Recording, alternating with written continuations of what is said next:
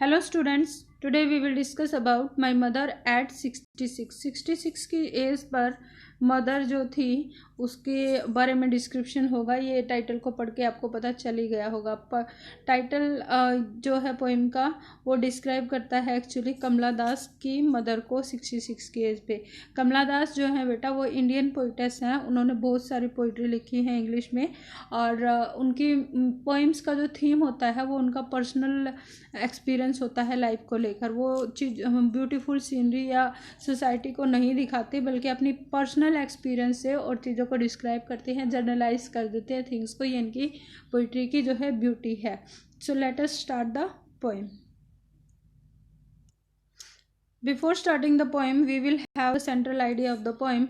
Actually आपको पता चल जाएगा ये पोएम किस बारे में है, बहुत इंपॉर्टेंट है। अगर इन चीज़ों को सेंट्रल आइडिया हो गया, थीम हो गया या समरी होगी, अगर रिलेटेड ये चीज़ें हम समझ लेते हैं तो चीज़ें हमारे लिए रियली इजी हो जाती है, क्योंकि फिर पोएम जो है काफ़ी अच्छे से समझ भी आती है, प्लस क्वेश्चन आंसर लिखने में आपको प्रॉब्लम नहीं आती। सो सेंट्रल आइडिया देख लेते हैं पहले। Ageing is an important phase of human life. जो एजिंग है, जो एज का बढ़ना है, ये एक इम्पोर्टेंट फेज भी है और इसको कोई टाल भी नहीं सकते। ये जैसे है अनइविटेबल होती है, मतलब हम एजिंग से स्किप नहीं कर सकते, एज बढ़ती ही है ना। A person enters his childhood experiences youth when he is full of energy and dreams to have luxury of life. Finally he approaches his old age and encounters death.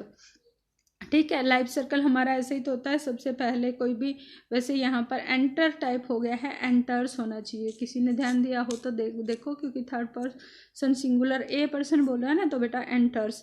A person enters his childhood, पहले बच्चे होते हैं, experiences youth, फिर बड़े हो जाते हैं, जवान हो जाते हैं, फुल ऑफ एनर्जी जैसे आप लोग हो, ड्रीम्स बहुत सारे होते हैं, लग्जरी लाइफ की से बहुत कुछ हमें चाहिए होता है। फाइनली जो होती है हमारी ओल्ड एज आ जाती है और लास्ट में डेथ जो है वो लास्ट स्टेप होता है मैनकाइंड की लाइफ का। Relationship between people become stronger at every aspect of life and they can't bear separation due to the aging। तो ये कहता है कि हमारे जो रिलेशनशिप है, जैसे पेरेंट्स को बच्चों की ज़रूरत होती है, अगर आप लोग घर में नहीं दिखोगे पेरेंट्स को तो उनको टेंशन होती है। यही एजिंग जो है, एजिंग जो है रिलेशनशिप को या फिर हमें अपनों से अलग नहीं कर सकती, और ऐसा होना भी नहीं चाहिए। लेकिन आजकल की हमारी सोसाइटी में हम क्या देख रहे हैं कि ओल्ड एज होम है, शेल्टर होम है, इतने सारे हैं जहाँ पर बहुत सारे पेरेंट्स रह रहे होते हैं, बच्चे उनके साथ नहीं रह रहे होते, केयर नहीं करते। तो क्या ये एजिंग की वजह से सेपरेशन जो होता है या फिर ओल्ड एज के जो है उनके से सेपरेट हम हो जाते हैं, क्या वो ठीक चीज़ है? ये सेंट्रल आइडिया है, ये पूछ रहा है। आगे यही कंटिन्यू करते हैं, एक बार थोड़ा सा और देखो। In this poem the poetess इस पोइम में क्या करते हैं, पोइटेस अपने पर्सनल एक्सपीरियंस को बता रही हैं, पर्सनल जो उनकी लाइफ है उसके बारे में बता रही हैं। She brings out a common paradox of human relationship and portraits a sensational separation of a mother and a daughter. जो पैराडॉक्स जो होता है ना, विडंबना जिसको हिंदी में बोलते हैं, आज के लाइफ की बहुत बड़ी प्रॉब्लम ये है कि इंसानों के रिलेशनशिप कैसे हैं अपनों के साथ। Common paradox of human relation, जो हमारे आपस में रिलेशंस हैं उनका एक कॉमन सिनेरियो क्या है, हमारे बीच क्या प्रॉब्लम आ रही है। और पोर्ट्रेट क्या करती है, एक सेंसेशनल यानी कि इमोशनल सेपरेशन, अलग होना मदर और डॉटर का। She has been able to capture almost all the emotions which a daughter is filled with. और पोइटेस ने अब एक डॉटर के माइंड में अपनी मदर से अलग होते टाइम जितने भी इमोशन, ऑलमोस्ट ऑल जो इमोशन है उनको कैप्चर किया है। On bidding farewell to her beloved mother, जब वो अपनी मदर से अलग हो रही है, उनको बाय बोल रही है। Sometimes we do feel deep sympathy for someone but we fail to express it in a proper manner. कई बार हमारे साथ चीज़ें होती हैं कि हम किसी के लिए, जैसे अपने पेरेंट्स के लिए या किसी भी ब्रदर सिस्टर सिबलिंग किसी के लिए बहुत स्ट्रॉन्ग इमोशंस होते हैं, लेकिन उनको हम जाहिर नहीं करते, हम उनको बताते नहीं हैं। तो यही सिचुएशन पोइटस के साथ होती है। ऑल्दो वो बहुत कुछ सोच रही है अपनी मदर के बारे में, फिर भी क्या है, अपने इमोशंस को अपनी मदर के साथ शेयर नहीं करती, एक्सप्रेस नहीं करती है। Late us move. Driving from my parents' home to Cochin for last Friday morning, I saw my mother beside me.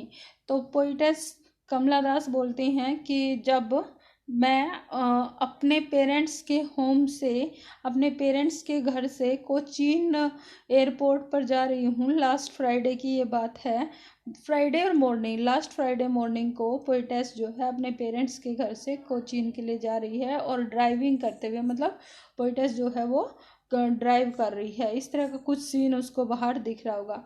आई सा माई मदर बिसाइड मी। एक होता है बिसाइड्स और एक होता है बिसाइड। बिसाइड का क्या मतलब है? By the side, bye. तो मैंने अपने मदर को देखा जो कि मेरे साइड में बैठी हुई थी। पोइटेस ने अपनी मदर को साइड में बैठे हुए देखा। Dose, open mouth, her face ashen like that of a corpse, and realized with pain that she was as she looked. अब ये बोलता है पोइटेस की उसकी मदर को डिस्क्राइब कर रही हैं। सबसे पहले डोज, डोज का मतलब होता है बेटा ऊँघना, हाफ नींद में जब होते हैं, है ना, हाफ स्लीप बोल सकते हैं आप इसको। तो डोज कर रही हैं गाड़ी में बैठी हुई। ओपन माउथ है, मुंह खुला हुआ है। हर फेस एशन लाइक, ऐश क्या होती है? राख। उनका फेस जो था एशन था, मतलब कैसा? बिल्कुल फीका फीका सा। एशन जो ऐश होती है उसके अंदर कोई स्पार्क या फिर बिल्कुल से मुरझाई हुई सी चीज़ जो होती है ना, उसको रिजेंबल कर रही है ये, है ना। और लाइक वर्ड आया हुआ है, देख लो। तो फिगर ऑफ स्पीच वैसे मैं आपको बाद में बताऊंगी, लेकिन एक हिंट मैंने छोड़ ही दिया है। Of a corpse and realized with pain that she was as old as she looked, but soon put that thought away. कहता है कि मेरी मदर जितनी बूढ़ी दिख रही थी वो इतनी ही बूढ़ी रियलिटी में थी, मतलब उनकी एज बहुत ज़्यादा हो गई है एकदम से। पोइटस ने जब अपनी मदर को और अपने साइड में बैठे हुए देखा तो रियलाइज किया। अब नेक्स्ट है बेटा, but that thought away and looked out of eight young tree sprinting the marriage children spilling. अब ये बोलता है कि फिर उसके बाद मैंने क्या किया कि उस थॉट को अवे कर दिया। अपनी मदर को के पास जो देखा, उस अपने मदर को देखकर जो उसके मन में थॉट आए, जो उसकी टेंशन हो रही थी, उस थॉट को साइड में कर दिया और उसने खिड़की से बाहर देखने स्टार्ट कर दिया। तो यंग ट्रीज प्रिंटिंग, जो यंग ट्रीज थे, जो पेड़ थे, वो भागते हुए दिखाई देते हैं। अब सिनेरियो ये है कि जब हम खिड़की से बाहर देखेंगे तो जो प्लांट होते हैं, जो ट्रीज हैं, वो अपोजिट डायरेक्शन में भागते दिख रहे हैं। तो उन्हीं के लिए यूज कर रही है कि जो यंग ट्रीज थे वो स्प्रिंटिंग यानी कि दौड़ते हुए दिखाई दिए। द मैरिज चिल्ड्रन स्पीलिंग, और जो बच्चे थे बड़े खुश थे और खुश होकर अपने घरों से एकदम निकले हैं। तो प्लीजेंट थिंग को देख रही है, जैसे हमारा नेचर भी होता है मैनकाइंड का, जो अनप्लीजेंट थिंग होती हैं उनसे हम प्लीजेंट थिंग की हो जाते हैं। जैसे स्टडी करना है, आपको प्लीजेंट नहीं लग रहा होगा, अनप्लीजेंट लग रहा है, लेकिन जो यूट्यूब के सजेशन सेक्शन में वीडियो होंगी वो बड़ी इंटरेस्टिंग लग रही होंगी। तो सेम पोइटस ने किया, ठीक है। इस तरीके से उसका ध्यान कहाँ पर चला गया? जो अदर थिंग्स थी, जो प्लीजेंट थिंग्स थी, ट्रीज एंड चिल्ड्रन जो थे, उसने उनको देखना स्टार्ट किया। Let's move next. तो चिल्ड्रन आए थे, उसके बाद वाली लाइन है, आउट ऑफ देयर होम्स, बच्चे जो थे खुश होकर अपने घरों से बाहर निकल रहे हैं। But after the airport security check, लेकिन एयरपोर्ट पे वो पहुंच गए हैं, कोचीन एयरपोर्ट पे पहुंच गए, वहाँ पर सिक्योरिटी चेक भी करवा लिया है। Standing a few yards away, तो वो कुछ यार्ड्स अवे, थोड़ी दूरी पर अपनी मदर से खड़ी हुई है। I looked again at her, फिर मैंने अपनी मदर को देखा। वैन, पेल, वैन का मतलब होता है फीका मुरझाया हुआ सा, और पेल का मतलब होता है येलोइश इन कलर, बिल्कुल ब्लडलेस लिख रहा है जैसे, है ना। As a late winter moon, again as का यूज हो रहा है। As a late winter moon, तो क्या है जैसे कि लेट विंटर का मून हो। विंटर सीजन जो होता है, सर्दियों में जो मून होता है बेटा, लेट विंटर का मतलब क्या है, बहुत ज़्यादा सर्दी के टाइम पर जब आप मून को देखोगे तो जो इतने ज़्यादा ये लगा लो कि धुंध होती है, या फिर आप बोल सकते हो कि क्लियर नहीं दिखता, हल्का हल्का सा धुंधला धुंधला सा दिखता है। और दूसरा ये रीज़न है कि जो विंटर का मून जो होता है वो क्या है कि बहुत कम टाइम के लिए दिखाई देता है, बहुत शॉर्ट पीरियड के लिए होता है। तो उसको अपनी मदर के फेस को कंपेयर कर रही है लेट विंटर मून से, क्योंकि उसकी मदर भी जो थी एक तो ब्राइट मतलब लाइफलेस सी दिख रही है, और होपफुल नहीं है, कोई एक्सप्रेशन नहीं है इस तरह का। और दूसरा क्या है कि जैसे विंटर का मून जो शॉर्ट टर्म के लिए होता है, उसी तरह पोइटेस को लगता है कि उसकी मदर भी बहुत कम टाइम के लिए जीने वाली हैं शायद। Felt that old familiar act my childhood fear. अब कहती है कि जैसे ही मदर को दोबारा से इस सिचुएशन में देखा तो तुझको क्या हुआ, एकदम से अपना चाइल्डहुड का एक यानी कि पुराना दर्द जो था वापस आ गया। अब पुराना दर्द क्या होता है, चाइल्डहुड फियर या चाइल्डहुड एक कौन सा होता है। चाइल्डहुड फियर से क्या मतलब है, फैमिलियर एक। जब हम बच्चे होते हैं तो हमें अगर अपनी मदर नहीं दिखे तो हम बहुत परेशान हो जाते हैं, हमें लगता है कि कहीं हमारी मदर हमें छोड़ के तो नहीं चली गई है, या मदर हमें नहीं चली हमसे दूर तो नहीं जा रही है। तो उस टाइम पर हम क्या करते हैं, बहुत कम छोटी एज में 4 to 5 ईयर की एज जब होती है, या अभी भी आपकी एज में भी अगर मदर्स नहीं दिख रही है ना आपको, थोड़ी टेंशन होती है, कहाँ चली गई मम्मी। बिछड़ने का जो सेपरेशन का फियर होता है वो हमारे माइंड में आ जाता है। तो पोइटस उसी फियर को फील करती है कि हम मदर को कहीं खो तो नहीं दूंगी, क्या इनको लास्ट टाइम तो नहीं मिल रही हूँ, शायद दोबारा ना मिल पाऊँ, इस तरह का उनका फियर वापस आ गया।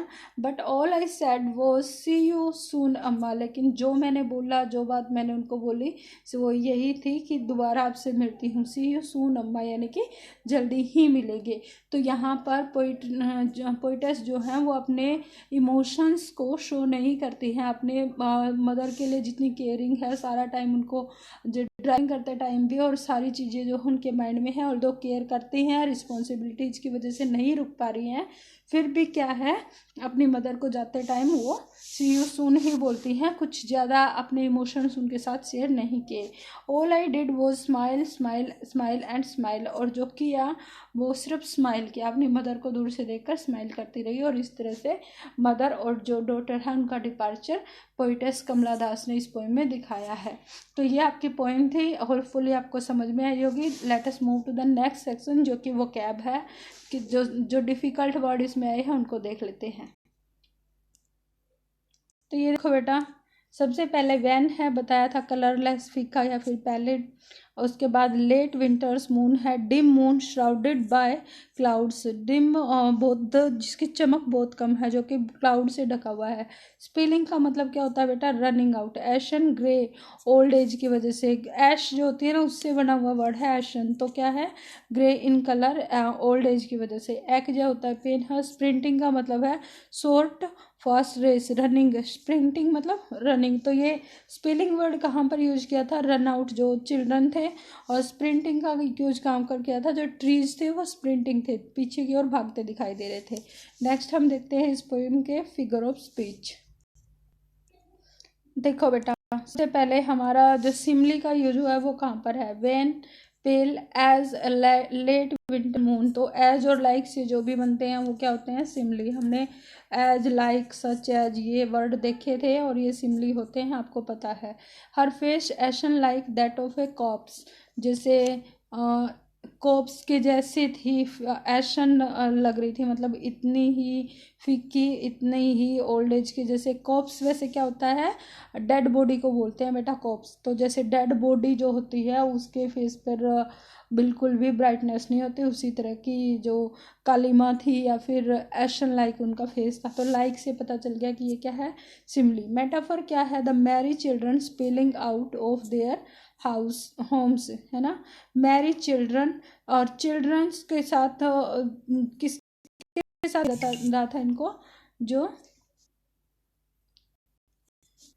जो चिल्ड्रन थे बेटा वो मैरी थे, और अब जैसे क्या बोलते हैं उसको, इसी के अंदर जो है कंपैरिजन किया, मैरी चिल्ड्रन स्पेलिंग आउट। जैसे पेड़ जो थे ना वो बैक डायरेक्शन इसी तरीके से ये थे। तो चिल्ड्रन और इनका कंपैरिजन है दोनों का। क्या नेक्स्ट है आपका पर्सोनिफिकेशन। तो इन चीज़ों का पर्सोनिफिकेशन है यंग ट्री स्प्रिंटिंग, पेड़ जो हैं उनको स्प्रिंटिंग मैनकाइंड की जो क्वालिटी दे दी है। रिपीटेशन होता है जब वर्ड रिपीट होते हैं, स्माइल स्माइल एंड स्माइल, तो ये रिपीटेशन है पोइटिक डिवाइस। आपका जो क्वेश्चन बनता है बेटा यहाँ से पोइटिक डिवाइस से पूछ लिया जाता है। जैसे ये लाइन ही दे दी, ये वाली लाइन देके इसमें कौन सा पोइटिक डिवाइस है। एक्चुअली ये लाइन तो मैंने वैसे ही बोली थी, लेकिन ये टेक्सचुअल क्वेश्चन है आपका कि विंटर मून के साथ मदर के फेस को क्यों कंपेयर कर रहे हैं, कौन सा पोइटिक डिवाइस है, ये क्वेश्चन है। जैसे यहाँ पर ये दे दिया कि कौन सा आपके पास कौन सा पोइटिक डिवाइस या फिगर ऑफ स्पीच। अच्छा कंफ्यूज मत होना, फिगर ऑफ स्पीच को पोइटिक डिवाइस भी बोलते हैं, ठीक है, दोनों सेम ही चीज़ है, कन्फ्यूजन में मत आना इन चीज़ों को लेकर। आगे देखते हैं, एक क्विक समरी देख लेते हैं बेटा यहाँ पर। In this poem Kamala Das explores the theme of the ageing and death and isolation through a narration involving her mother. ठीक है, तो इन चीज़ों एजिंग के बारे में है, डेथ के बारे में है, आइसोलेशन की सेपरेशन या फिर बिल्कुल अकेले रह जाना उनके बारे में है। पहले driving from her parents home to Cochin she notices her mother sitting beside her, dozing, her face pale like a dead body and her thoughts far away. This reminds her painfully that her mother is old and could pass away, leaving her alone. तो ये सारी चीज़ें although मैंने explain कर दी हैं, कुछ नया आएगा तो बेटा ट्रांसलेट करते हुए एक्सप्लेन करते हुए, अदरवाइज सिर्फ रीडिंग के लिए रख लेते हैं। तो उसको लगा कि उसकी मदर जो है जल्दी ही पास अवे कर जाएंगी, यानी कि उनकी डेथ हो सकती है। ये तो हमने कर लिया था। Let us putting that thought aside, she looked out at the young trees speeding by and children running out of their homes happily to play. This reminds her probably of youth and life. तो comparison भी हो रहा है कि एक तरफ old age है, एक तरफ यूथ एज है। Her own younger days and her mother when she was young. But after the security check at the airport, looking back to her mother standing a few yards away, she finds her looking pale like the winter moon. She feels that familiar pain and childhood fear of the thought of losing her mother and of being lonely, just as she had been when she was young, because she was different from other children. Actually ये चीज़ें हमें poem में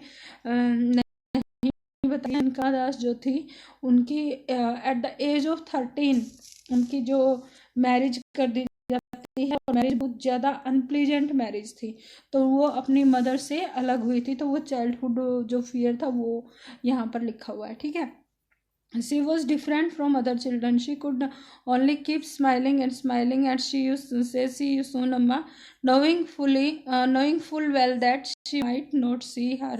और पता भी है कि शायद अपनी मदर से वो दोबारा नहीं मिल पाएगी। और बड़ी ही अमेजिंग थिंग थी स्टूडेंट्स के यहाँ पर बहुत कम बच्चों को पता था कि इस पोइम का एक्सप्लेनेशन रहता है। चेशांक ने मुझे मैसेज किया कि मैडम फर्स्ट पोइम आपने नहीं करवाई है, आई थिंक क्या हो गया है। अदरवाइज किसी स्टूडेंट को यही नहीं पता कि मैं 3 पोइम का टेस्ट बोल रही हूँ और तो आपकी ये पोइम हुई नहीं है। वेल डन, इसका मतलब आप स्टडी को बहुत ही लाइट वे ले रहे हो, है ना। But be prepared for the test. अगर इस टेस्ट से पहले आप चाहते हो कि एक डाउट सेक्शन हो जाए तो कमेंट सेक्शन में मुझे जरूर बताना। अगर आप लास्ट तक आओगे, लास्ट में क्यों रख रही हूँ कि मुझे देखना है कि कितने स्टूडेंट्स ने सिंसियरली और लास्ट तक इस वीडियो को एज ए लेक्चर लिया है, टीचर की बात को ध्यान से सुना है। और अगर मैंने बोला है 12 o'clock 12 PM और संडे को, ठीक है, लेकिन आप चाहते हो कि ये पोइम जो हमने पढ़ी हैं इन पोइम के टेस्ट जो है, टेस्ट लेने से पहले एक डाउट सेक्शन रखा जाए, या डाउट जो है आपसे कुछ भी प्रॉब्लम आ रही है तो तो कमेंट सेक्शन में लिखना। अगर 4 स्टूडेंट्स के भी कमेंट आए तो मैं समझूंगी कि मुझे डाउट क्लास पहले रखनी है, अदरवाइज फिर मैं डायरेक्ट टेस्ट पे ही चली जाऊंगी। ठीक है, till then take care and good bye students.